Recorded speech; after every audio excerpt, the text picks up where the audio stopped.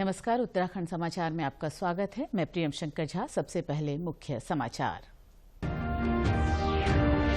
उपराष्ट्रपति जगदीप धनखड़ का कल देहरादून और मसूरी दौरा, सुरक्षा व्यवस्था चाक चौबंद।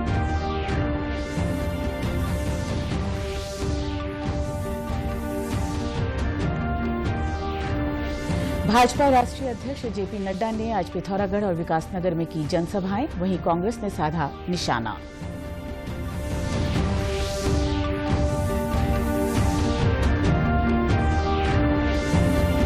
देहरादून में केंद्रीय राज्य मंत्री रामदास अठावले और इंडिया गठबंधन ने प्रदेश की 5 लोकसभा सीटों पर जीत का किया दावा।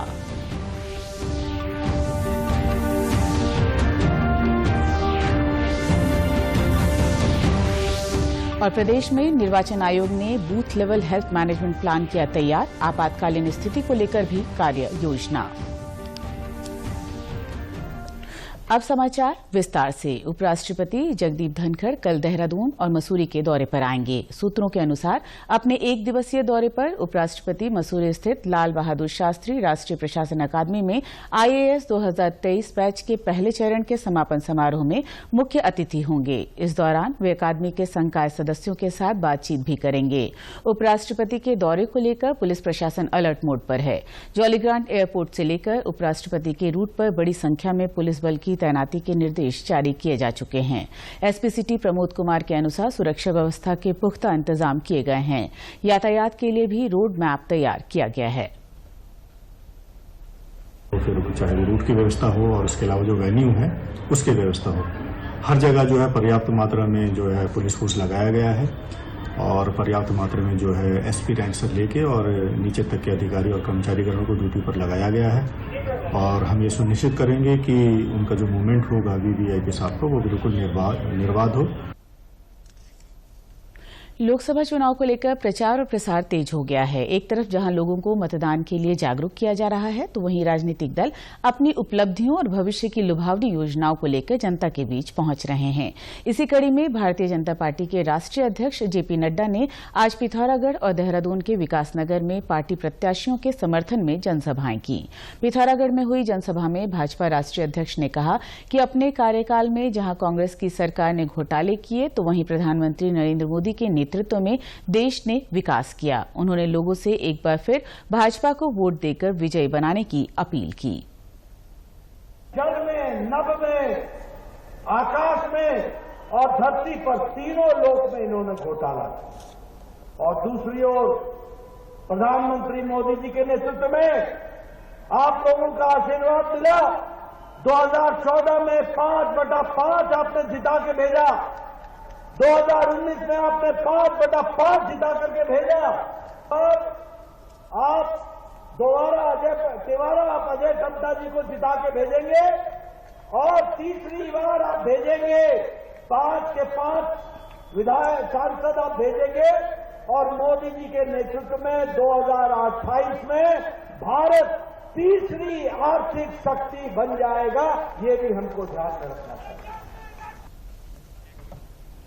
भाजपा के राष्ट्रीय अध्यक्ष जेपी नड्डा 2 दिवसीय उत्तराखंड दौरे पर हैं। वो कल हरिद्वार में संत समाज के साथ बैठक और भाजपा प्रत्याशी के पक्ष में रोड शो करेंगे। वहीं कांग्रेस ने उनके दौरे पर निशाना साधा है। कांग्रेस के प्रदेश उपाध्यक्ष मथुरा दत्त जोशी ने कहा कि प्रदेश के विकास की बात कोई नहीं कर रहा। राज्य की मूलभूत समस्याओं और लोगों के प्रश्नों के जवाब नहीं दिए जा रहे हैं।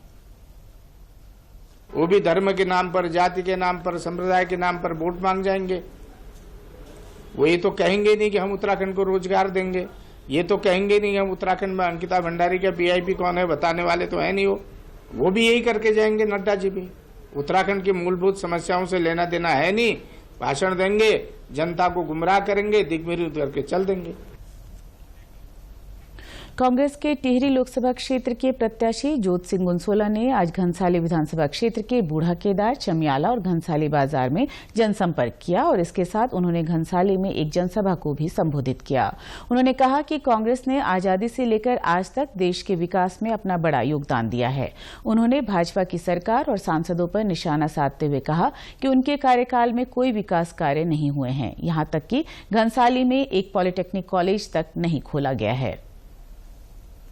ये तो बता दें बीजेपी की सरकार और उनके सांसद कि उन्होंने किया क्या है। अगर भाई पत्थर पर नाम देखते हैं तो हमें कहीं दिखाई तो दे नहीं रहा। अगर कुछ किया होता, यहाँ एक पॉलिटेक्निक भी अगर खोल दिया होता, एक पॉलिटेक्निक जिस जगह पर मैं हूँ घनसाली में, तो यहाँ के लड़की और लड़कियों का भविष्य कुछ सुधरता, वो जाके इंजीनियर बनते, कुछ देश की सेवा करते, कुछ प्रदेश की सेवा करते, लेकिन उस ओर उनका रुझान नहीं है। वहीं पौड़ी गढ़वाल संसदीय क्षेत्र में पार्टी प्रत्याशियों ने जीत के लिए अपनी पूरी ताकत झोंक दी है। भारतीय जनता पार्टी के प्रत्याशी अनिल बलूनी प्रधानमंत्री नरेंद्र मोदी के नाम और उनके द्वारा किए जा रहे काम को लेकर जनता के बीच जाकर वोट मांग रहे हैं। अनिल बलूनी ने वीरभद्र माधो सिंह भंडारी की भूमि मलेथा में उनके स्मारक पर जाकर उन्हें नमन किया। उन्होंने श्रीनगर में आयोजित सोशल मीडिया सम्मेलन में भी प्रतिभाग किया। इस अवसर पर उन्होंने कहा कि वो गढ़वाल के लोगों की भलाई के लिए पूरी निष्ठा से काम करेंगे। इस संकल्प के साथ आज मैंने वहाँ प्रणाम भी किया।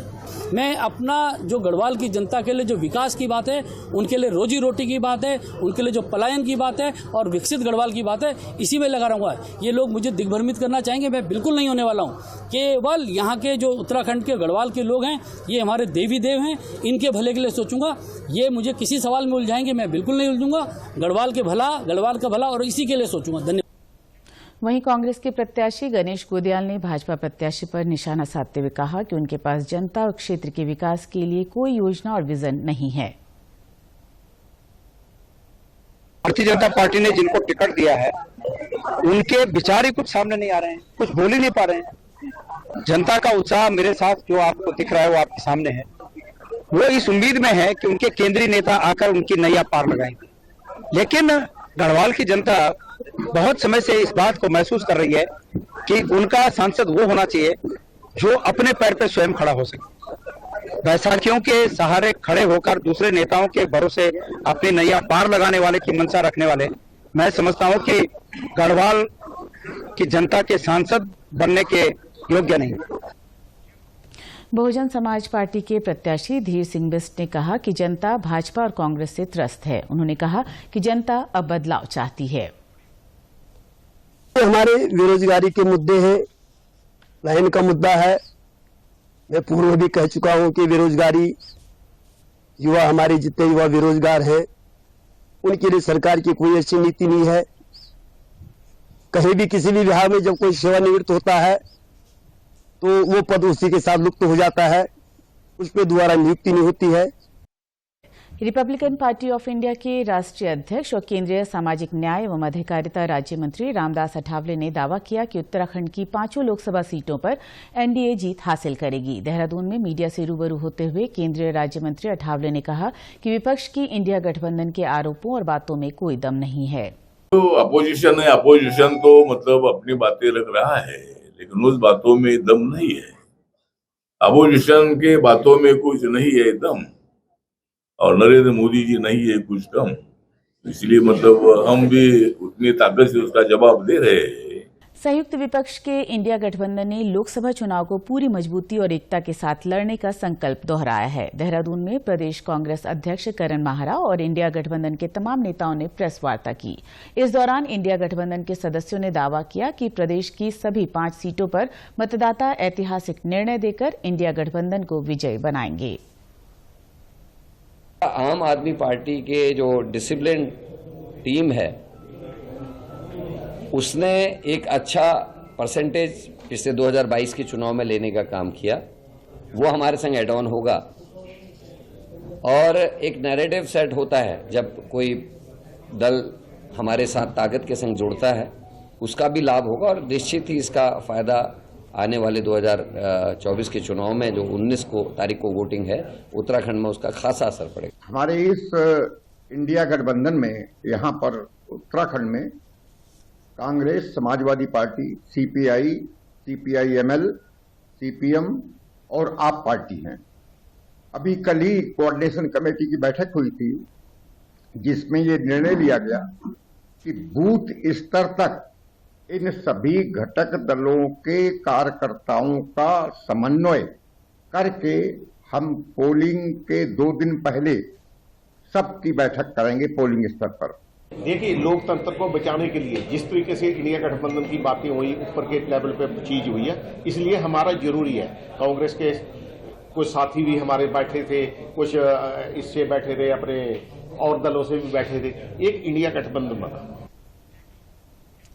और यहाँ रुकेंगे एक छोटे से ब्रेक के लिए, आप बने रहिए हमारे साथ। फूल वाला, केटरिंग वाला, बैंड वाला, ये लो भाई। बैंड बजेगी पापा, अगर गड़बड़ हुई तो गए पैसे। अरे नहीं रे, बैंक संभाल लेगा। कैसे? मैंने पॉजिटिव पे सिस्टम पे रजिस्टर किया है। बैंक को चेक्स और बेनिफिशियरीज की जानकारी दे दी है। बैंक चेक करेगा, जांच करेगा, डिटेल्स मैच नहीं तो क्लियरेंस नहीं। अच्छा, लाइए मुझे दीजिए। फोटो वाला, लाइट वाला, मंडप वाला। आरबीआई कहता है जानकार बनिए, सतर्क रहिए। बिल्कुल सही कह रहे हैं। ब्रेक के बाद एक बार फिर से आपका स्वागत है। अपर मुख्य निर्वाचन अधिकारी विजय कुमार जोगदंडे ने बताया कि booth level health management plan तैयार किया गया है। मतदान के दौरान किसी भी अधिकारी कर्मचारी की तबीयत खराब होने पर उनको जल्द उपचार मिल सकेगा। आज सचिवालय में मीडिया से बातचीत में उन्होंने कहा कि आपातकालीन स्थिति को लेकर भी पूरी कार्ययोजना तैयार की गई है। 5 लोकसभा सीटों के लिए 50% पोलिंग स्टेशनों पर वेबकास्टिंग और लाइव स्ट्रीमिंग की व्यवस्था की गई है। इसके लिए टीम का भी गठन कर दिया गया है। 11,729 पोलिंग स्टेशन पर जितने हमारे मतदान कार्मिक तैनात होते हैं उनको चिकित्सा सेवा उपलब्ध कराने के लिए, बेहतर स्वास्थ्य सेवा उपलब्ध कराने के लिए विभिन्न प्रयास चिकित्सा विभाग के साथ समन्वय के संग करते हैं। उसी अंतर्गत हम लोगों ने कैशलेस ट्रीटमेंट का एक निर्णय पूर्व में किया हुआ है, जिसमें राज्य के सभी कर्मचारी जो निर्वाचन ड्यूटी में तैनात होंगे, उसके साथ साथ में अन्य राज्य के कर्मचारियों को भी ये सुविधा हम लोग उपलब्ध कराने के लिए हमने शासन से जारी कर दिया गया है। उसको देखते हुए हम लोगों ने booth level health management plan एक तैयार किया हुआ है, जिसकी जानकारी आप यहाँ पे देख सकते हैं। हम लोगों ने पूरा प्रयास किया हुआ है कि राज्य में स्थित 13 जनपदों के जिला अस्पताल होंगे, जो सामुदायिक स्वास्थ्य केंद्र होंगे और प्राथमिक स्वास्थ्य केंद्र होंगे, वहां के जो प्रभारी चिकित्सा अधिकारी होंगे उनकी जानकारी सभी पोलिंग पार्टियों तक उपलब्ध रहेगी। उसका एक कार्ययोजना तैयार किया गया है, जो अगली स्लाइड में हम देख सकते हैं। और अगली खबर बागेश्वर से, जहां स्वीप की टीम लोकसभा चुनाव में मतदान के लिए नगर और गांव में जाकर लोगों को जागरूक कर रही है। मैदानी क्षेत्र से बुग्यालों की ओर लौट रहे भेड़ पालकों के बागेश्वर पहुंचने पर स्वीप टीम ने आगामी 19 अप्रैल को मतदान करने के लिए प्रेरित किया। इनका जीवन बड़ा कठिन होता है। ये लोग हिमालय की गोद से लेकर के हमारे भाबर तक लगातार अपनी बकरियों को लेकर के आवत जावत करते रहते हैं, और इसके चलते ये कभी कभी वोट भी नहीं दे पाते हैं, अपने घर वालों से नहीं मिल पाते हैं। लेकिन हमने आज इनसे एक विशेष आग्रह किया है कि आने वाले जो 19 अप्रैल को हमारा चुनाव होना है उसमें अपना मतदान अवश्य करें। तो इन्होंने ये आग्रह माना भी है और शपथ ली है कि ये सभी लोग मतदान करेंगे। आपको बता दें कि उत्तराखंड में एक ऐसा समुदाय भी है जो भेड़ पालन करता है, जिन्हें अनवाल कहते हैं। भाबर क्षेत्र हल्द्वानी से कई पड़ावों को पार करने के बाद अनवालों का दल करीब 800 भेड़ों को लेकर बागेश्वर पहुंचा है। आगे ये दल मुनस्यारी होते हुए जोहार घाटी के बुग्यालों में 6 महीने बिताने के बाद सितंबर महीने के अंत में फिर से भाबर में ग्वालापार के जंगलों की ओर यात्रा शुरू करेगा। कपकोट के रातिरकेटी गांव के निवासी मलक सिंह का परिवार करीब 50 साल से चरवाहे का काम कर रहा है। वो कहते हैं कि इस बार बुग्यालों में जाने से पहले वो घर जाकर मतदान जरूर करेंगे। बाहर होते हैं हम, वहाँ हमको पता ही नहीं चलता है, वहाँ कोई फोन सेवा भी नहीं है, कोई कुछ भी नहीं है, तो हमको आज वोटिंग है करके भी पता नहीं चलता है, तो हम नहीं आ पाते हैं। कभी हल्द्वानी होते हैं तब फिर भी नहीं आ पाते हैं। अब घर वोटिंग देने के लिए आए तो इनको कौन देखेगा जंगल में। तो इस बार हमारा मतलब सही रहा, घर को ही जा रहे हैं, तो हम वोट दे के जाएंगे और सही मौके पर हो रखा है तो वोट हम जरूर देंगे। हमारा मतदाता अधिकार है, हम वोट जरूर देंगे। और इसी के साथ समाचार समाप्त हुए। नमस्कार।